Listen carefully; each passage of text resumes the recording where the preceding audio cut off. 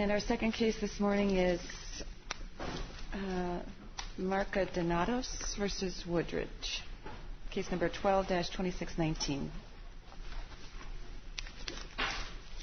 Mr. Shedden? I'm sorry if I mispronounced your client's name. Oh, you got it fairly well. It's a long name. May it please the court. The village of Woodridge, when it arrests someone, takes a $30 booking fee from them, and the person never gets it back.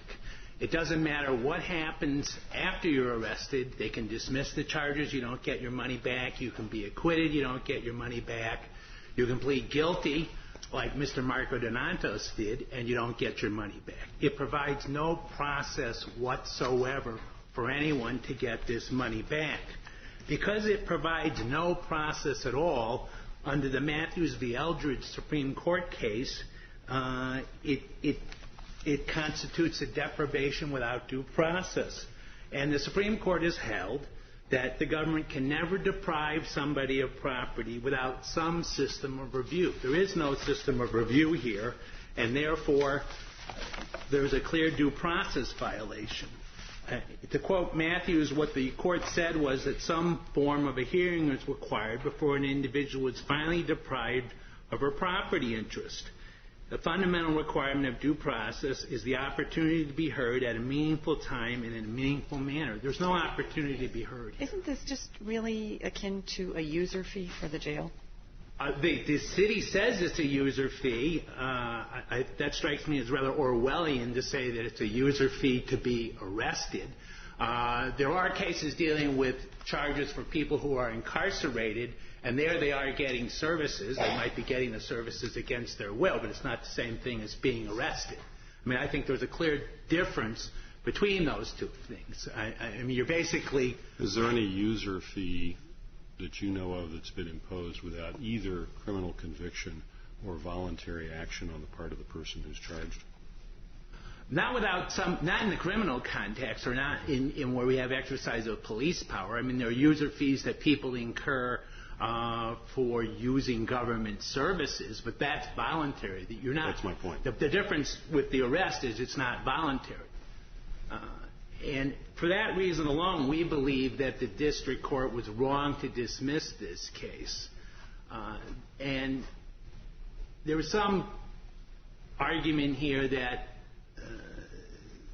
due process was accorded because the police know who they arrested, and therefore they're not going to take the money from somebody who wasn't arrested. Well, that seems to me to be a tautology. Well, the problem with this analysis is that Matthews against Eldridge really isn't helpful here, okay? Because Matthews against Eldridge assumes that there is an issue to be decided, right, of fact or law or judgment, whether Mr. Eldridge was disabled. The way this ordinance is written, there is nothing to decide, right? And the problem, as I see it, is your client's claim was ripe the moment the money was taken from him. You could have brought suit then, even before anybody knew what the outcome of his charges would be, or even whether charges would be filed, right? Well, I agree with that, Your Honor. Because the defendant has said, no, there's nothing to decide here. Everybody has to pay this fee. And there's no risk we're not going to make any mistakes as to who's arrested. And that's probably right. But as we said in Johnson against Evanston, that's the point. That's the problem. But we agree with that, Your Honor. We think this practice clearly runs afoul of the ruling in Johnson.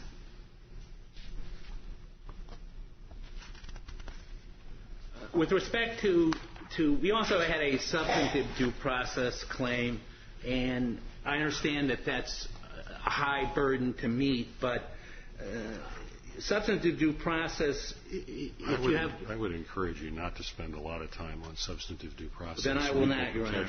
My colleagues may disagree with that, but I was concerned, though, Mr. Shedden, about one of the points in your complaint, or in your briefing, when we were going through the Matthews against Eldridge factors, which judges tend to do almost reflexively when due process is alleged. You said the private interest here is modest or minimal. And I guess I want to question that. we did a little checking, and it turns out that $30 is the average weekly food stamp allotment to feed a person for a week. It doesn't seem so modest. Well, I would agree with you, Your Honor. We conceded that point because we believe even if it was considered to be a modest interest, and you analyze this under Matthews, that it still states a cause of action. For many people, $30 could make a big difference in their lives, whether or not they could get shelter, whether they could get food. But unfortunately, and the reason that we agreed to concede basically for purposes of argument on the motion to dismiss that the interest was modest is that there is a great deal of case law that seems not to care about small amounts of money. It's a different sort of case, but in the Idris case there was 90... The amount doesn't make much difference in terms... Well, if it's modest, it doesn't make a huge amount of difference in deciding then... Let me restate that. If it's a modest amount, then it may well be that post-deprivation procedures are sufficient to protect the individual interest. But we don't even get into that kind of analysis here because there are no post-deprivation procedures. Correct. There are no procedures whatsoever, and therefore we believe under Johnson the practice is unconstitutional. Is there a false arrest claim available under state law? If you were falsely arrested, but they take this booking fee from people who are not falsely arrested. They take it from people who they arrest with probable cause and then later on decide, well, we were wrong. We were wrong that this person is guilty of the crime that they were charged with. Well, right, but to the This would be part of the damages, if you had a false arrest claim, but that's not going to include everybody, right? Correct. And here what we're looking for is to get the $30 that was taken refunded. Mr. Sheldon, let me follow up on one of Judge Hamilton's questions about whether this is modest or not. And that gets to the point of what happens if I were arrested under this ordinance and didn't happen to have $30 in my pocket? What happens as a practical matter? Well, we don't know. What we believe happens, and we don't have a record on this because we didn't get to take discovery, is that they'll take whatever money you do have. If you have no money, there's no provision in the ordinance itself for the city to collect the money. A booking fee receipt was given to our client acknowledging that he paid the $30. In that receipt, it says that the amount is due within 15 days. And the village cites some portion of its code that authorizes its director of finance to collect debts that are owed to the city, but we don't know what happens with that. We suspect that it may just be ignored given the small amount of money relative to what the village budget is. Does that make a difference here? I don't think it makes any difference. The fact of the matter is they take the money from most people because most people have the $30. To the extent that they didn't take it from somebody, then that person doesn't have a claim. So it doesn't show up as an unpaid fee of some sort that triggers further action on the part of the city? We don't know. I don't know if they're reporting this to credit reporting agencies or not. I don't know whether, we don't know. We just don't have a record on that because we didn't get to take any discovery.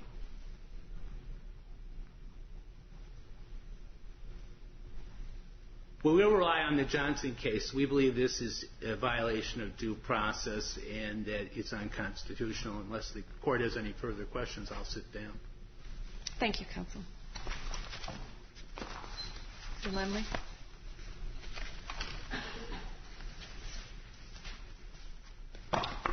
May it please the court, my name is Brandon Lemley. Pardon me. We believe there are two primary issues that need to be addressed on appeal today. And one of them has not been addressed at all. And that issue is standing. Why did you leave that for the last issue in your brief? Your Honor, this is one. Apologies. It's the type of hindsight's 20/20, Your Honor. Well, the plaintiff wants his $30 back. Why doesn't that give him standing? Your Honor, the injury under Article 3 standing for a due process claim is not the payment of the fee. The injury for a due process claim is the inadequate procedure afforded. Well, it can be both. If the inadequacy of procedures afforded causes you to have lost your $30 forever, then $30 gives you standing. $1 would give you standing, right? Your Honor, what you're talking about has to do with the merits of should plaintiff had had a procedure, would he have prevailed? But as the Tenth Circuit says, in addressing the standing on a procedural due process claim, that's not the inquiry. The inquiry is whether or not the underlying facts are in dispute.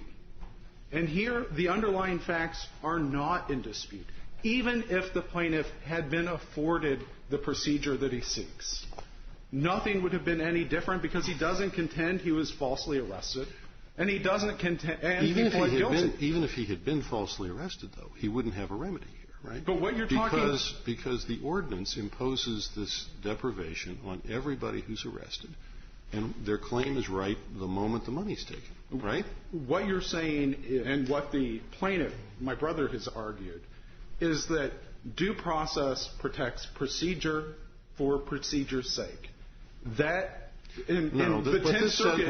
What this is about is whether the government can simply grab your money and because it wants to and provide no remedy for compensation.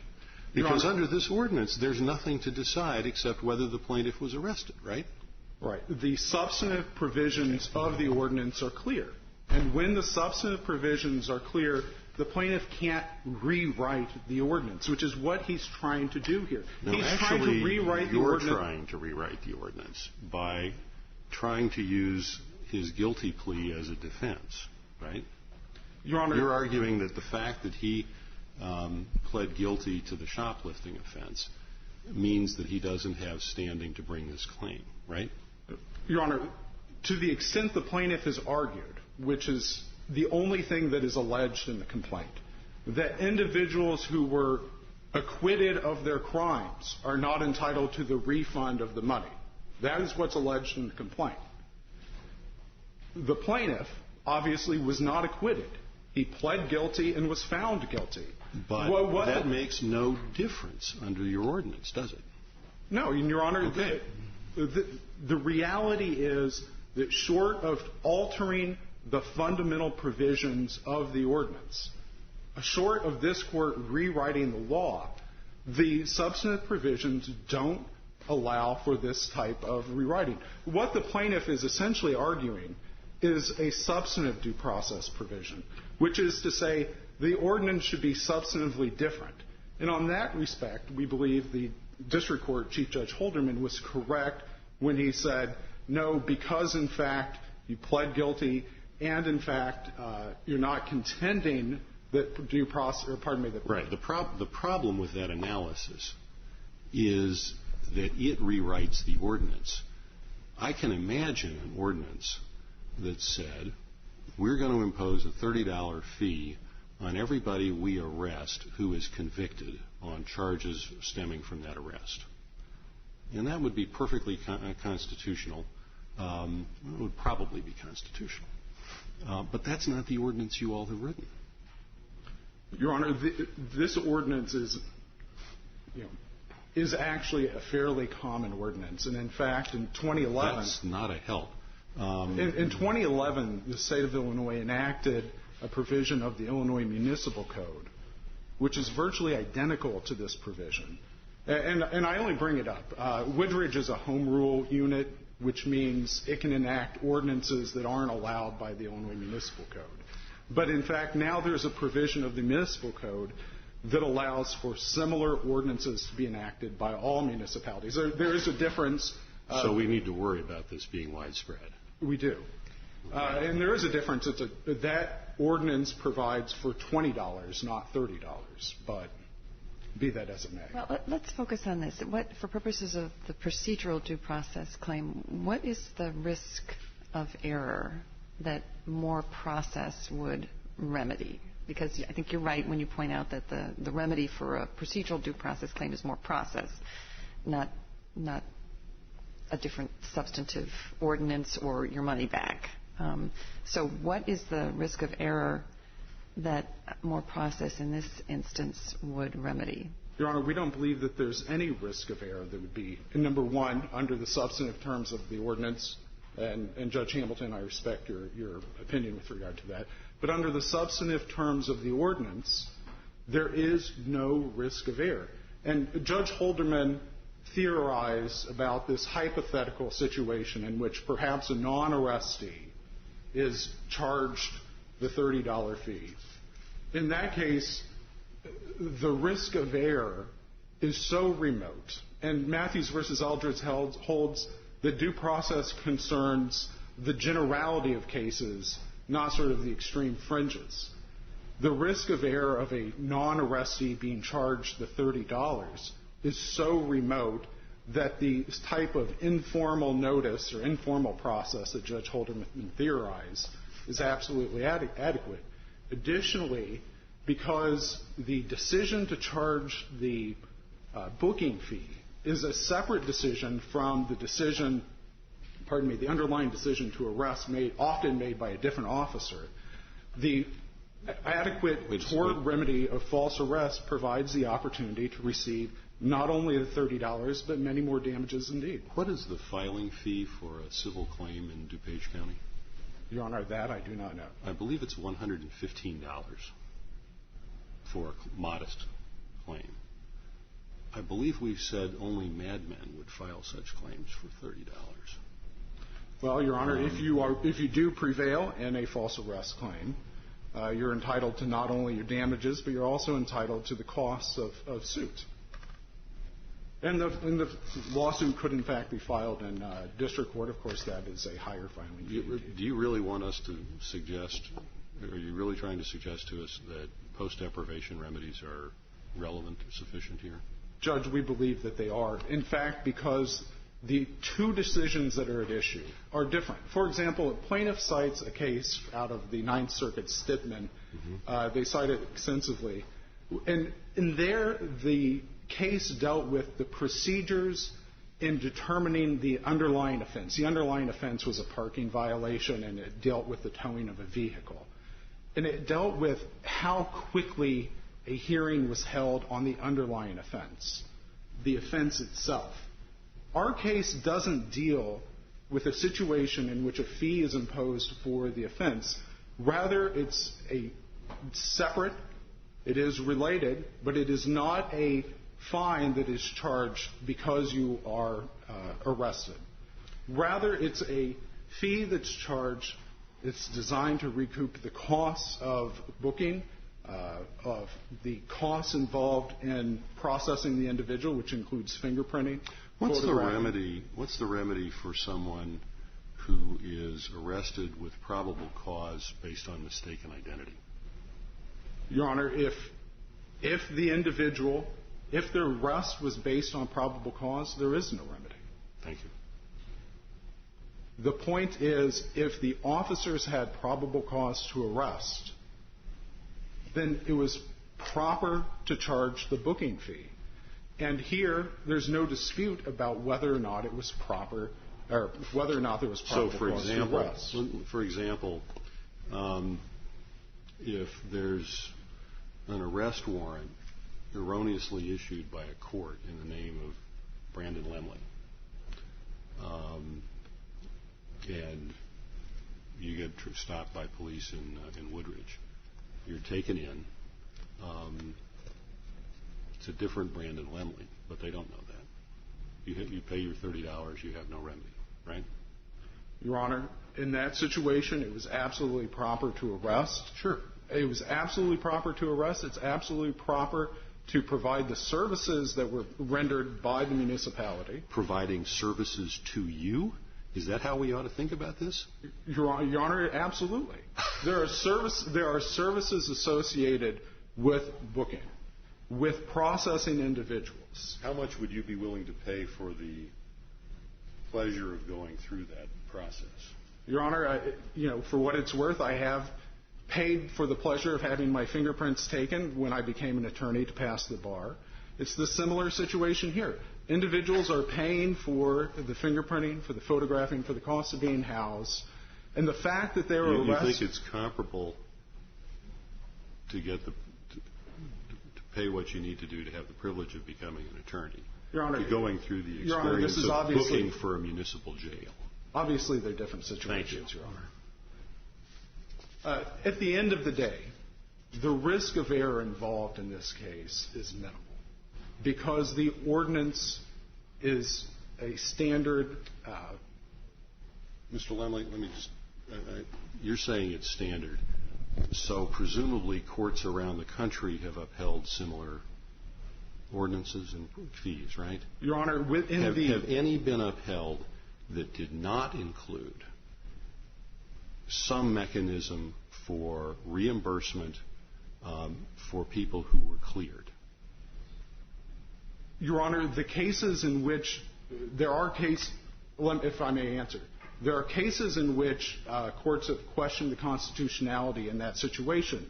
But in each of those cases, there was an underlying law or an ordinance. For example, Naperville changed its ordinance when the plaintiff's attorney sued them that allowed for the reimbursement of those fees. Right. There's no such provision here. Is there any case in the country that upholds such a fee without a provision for reimbursement for people who are cleared? Your Honor, there's not that I'm aware of. And the reason is that there's no case where there's no provision that requires the reimbursement of those fees. In other words, that's a substantive challenge to the statute. That's a substantive challenge to the law itself. And in this situation, the law is substantively clear. There's only one substantive criterion. It is an absolute either-or binary decision. Either you were arrested or you weren't arrested. Right. And if that statutory scheme passes substantive constitutional muster, then the additional process wouldn't serve any purpose because the risk of error. That's correct, Your Honor. Basic threshold determination of whether the person is actually under arrest or not is so low. I'm not sure I fully follow the question, but I may have skipped a step in the analysis. Based on what I think you're saying, and that's sort of it's important to separate out a challenge to the substance of the statute and a challenge to the lack of process. I agree. And if there's a substantive flaw as a constitutional matter in a statutory scheme that says everybody gets charged this fee whether they were arrested in error or not, based on the sheer fact of their arrest, if that's substantively unconstitutional, then there's a claim here, or at least if it's plausibly substantive. And there is a substantive due process claim that's been raised, and in fact, to the extent that plaintiff is wanting to change the substance of the ordinance, that would fall under the substantive due process clause. But the problem the plaintiff runs into, and the problem identified by Chief Judge Holderman, is that to the extent he's wanting to change the substantive terms of the ordinance, he lacks the standing to do so, both because what he wants to change substantively is he wants to change the opportunity to be reimbursed the fee if he's acquitted, which he wasn't, and he wants the opportunity to challenge whether or not there was probable cause, which he doesn't contend. So because of that, the substantive due process allegation at issue here is not at issue because the plaintiff lacks standing to raise it. Would the constitutional issues here be any different if the fee were $100? Your Honor, possibly, but I don't know. What if it were $1,000? I think it would probably be different. Why? You know, there you're dealing with a interest to the individual that is substantially higher than a minimal $30. There's still nothing to decide, right? Your Honor, ultimately there would still be nothing to decide. So your position would be the same if it were $1,000? I don't think the constitutional analysis is the same, even if it's $1,000. Your Honor, I don't believe it would be. And I hate to say saved by the bell. Answer the question. You're not saved by the bell. I don't believe that it would be. I do believe that it would be a different constitutional analysis because the risk, the interest to the individual would be so much substantially higher. But there would still be nothing to decide, right? Under the terms of the ordinance, I suppose that's possible. So the risk of error would remain zero. Your Honor, there would still be zero risk of error. Thank you. For these reasons and those stated in our brief, we request that you affirm the decision below. All right, Mr. Shedden, you have a lot of time left. There are no post-deprivation remedies available to someone who is injured by this ordinance. The only claim that's... Pardon? Who's injured? Well, anyone who has their money taken from them. So everybody. Correct, because the money is... The law is facially unconstitutional, we say, because it provides no process. And you have to provide some process. Might be a very small process. For what purpose? For determining the wrongfulness of the arrest? That would be among them. Okay, that's a substantive challenge to the statute. Well, then what we because have... you're saying that it has to include an exemption for people who were wrongly arrested. Well, then what we have here is the government exercising power without reasonable justification. That's a substantive, yes, it rational is. basis challenge, and a $30 fee for everybody booked into the jail survives rational basis review. A $1,000 fee might not, but $30 does. I think you probably... Well, I don't know that. Why does the amount of money make a difference? There's nothing in the Constitution that contains a de minimis exception. Rational means for the takings. jail to recoup the cost of booking. The booking has nothing to do with the jail. Later on, when you're in jail, they have a whole other set of fees that they charge you, and those they can justify. That's for the privilege of admission. I think we're talking about booking. Somewhat akin to the privilege of being admitted to the bar, as my opposing counsel says. I didn't mean to resurrect that hypothetical. There may be some merit to that argument. Again, we believe that the Matthews case and the Johnson case indicate that this is a clear constitutional violation, and we'd urge you to reverse the district court. All right, thank you. Our thanks to both counsel. The case is taken under advisement.